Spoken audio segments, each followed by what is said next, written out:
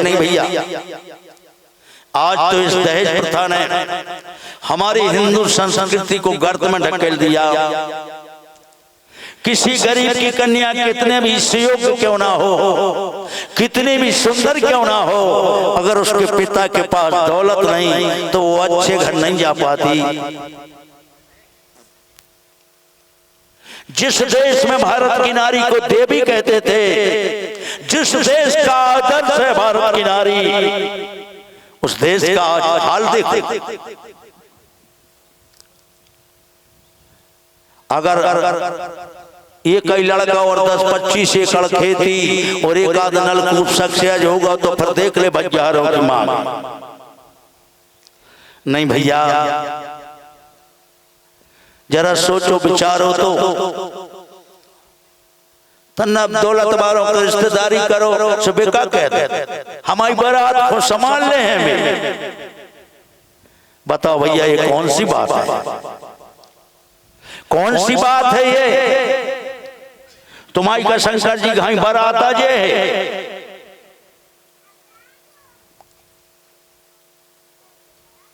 नहीं भैया। इस जीवन को विचार में बना, और जिसके जीवन में विचार नहीं उसका जीवन अधूरा है, व्यर्थ है, निरर्थक। आज देखो तो जब दहेज प्रथा नहीं थी, पिता अपनी बेटी को कैसे संस्कार देता था। जागने प्रातो, बेटा ससुराल में जाकर जल्दी उठना, इष्ट भूमि को प्रणाम करो, और देहरी को नवायो शीश, सासू ढेंग जाना है। पति की आज्ञा करके सिरोधार्य, ससुर को रुचि रच भोजन बनाना है। देवर है देवता, देवी ननद आदि, सबको प्रसन्न राखो, प्रीति बढ़ाना है। और दोनों कुलों की लाजो बेटा तुम्हारे हाथों, श्री पार्वती सीता सी महिमा बनाना है। क्या शिक्षा देता था पिता। और आज जब 2 एकड़ खेत बेच के ब्याह करो जा, आज के पिता क्या कहते अपनी कन्या से, चिंता की बात नहीं, उन्होंने खरीद रहा है। लाडली सुता तुम जाए के पराए घरे, वहां मती काहू की धमकी में अयोरी। सास और ससुर जेठ देवर ननद आदि, लड़बे में काहू से पछारे न रैयोरी।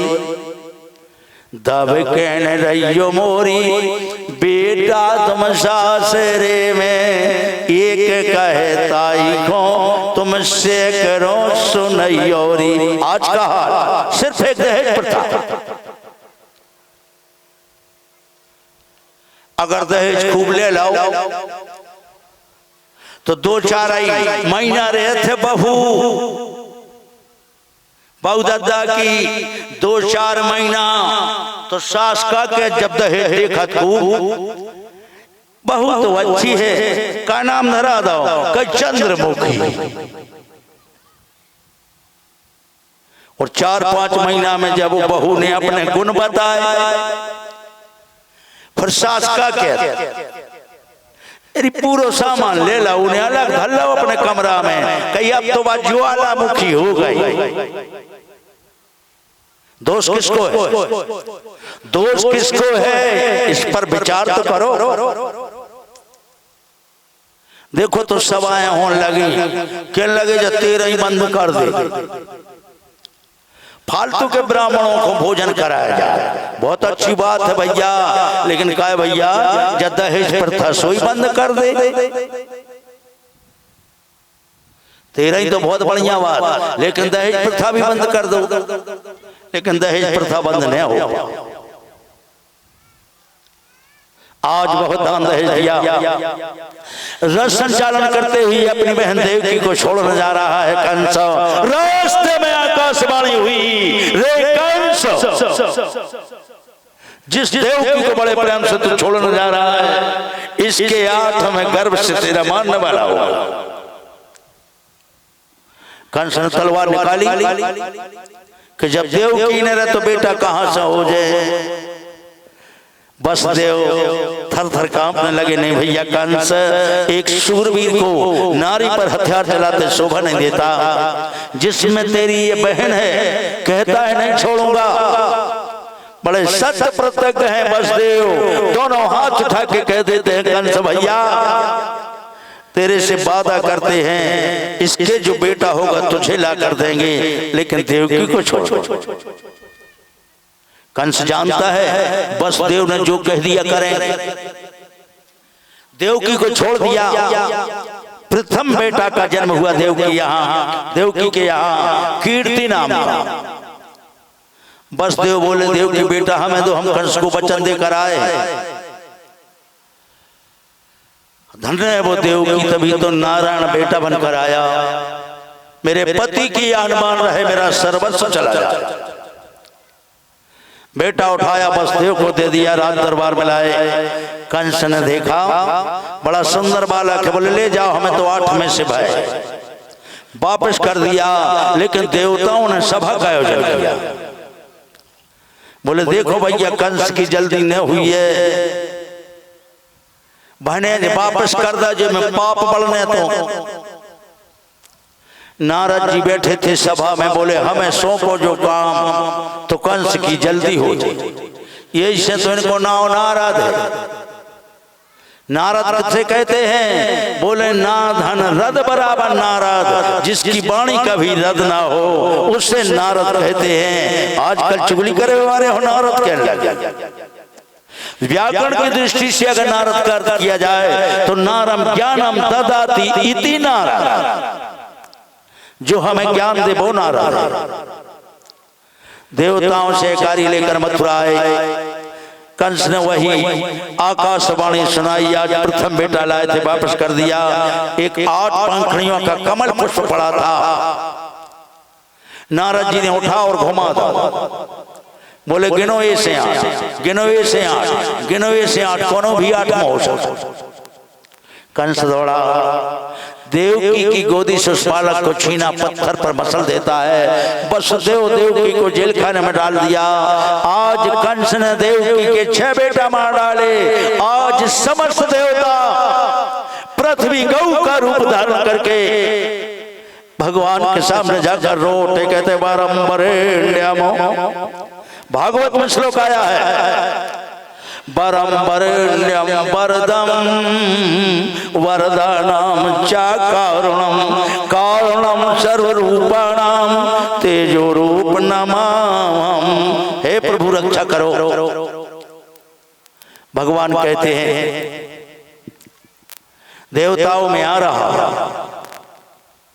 भगवान शेष नारायण के यहाँ पहुंचे। बोले चलो भैया फिर से भूमि भार हरण करने चल रहा है, और अब की बार आप बड़े भैया बन जाओ। शेष नारायण ठीक है, आदेश का पालन करेंगे, लेकिन कन्हैया बड़े भैया बनने में एक शर्त है।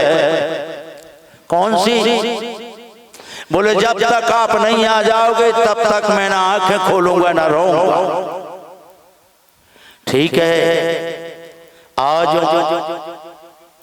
शेष नारायण देवकी के उदर में आ गए। जेल खाने में प्रकाश हो गया। कंस ने व्यवस्था तगड़ी कर दी। यहाँ भगवान योग माया के यहाँ पहुंचे। योग माया तुम मेरा एक काम कर दो तो इस संसार में नव दुर्गा नाम से जानी जाओगी। कौन सा?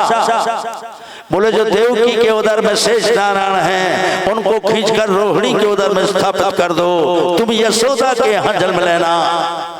इतना काम कर दोगी तो नौ दुर्गा नाम से पूजी जाओगी। आज योग माया ने शेष नारायण को खींचा, रोहिणी के उदर में स्थापित कर दिया। तब कहीं रोहिणी के यहाँ बलदाऊ भगवान का जन्म होता है। बोलिए बलदाऊ भगवान की जय हो। आज वही पावन मंगलमय बेला, भाद्रपद मास की अष्टमी अंधेरी आधी रात, रिमझिम जल गिर रहा है, नदियां कलकल करके बह रही हैं, आकाश में देवताओं के विमान छाए फूल बरसा रहे हैं।